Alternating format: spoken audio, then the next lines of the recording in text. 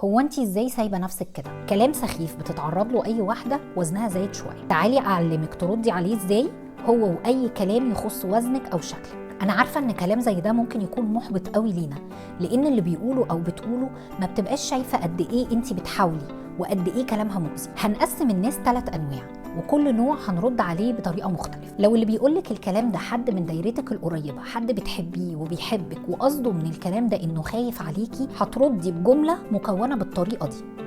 انتي قلتي، وتقولي الكلام اللي هي قالته بالظبط.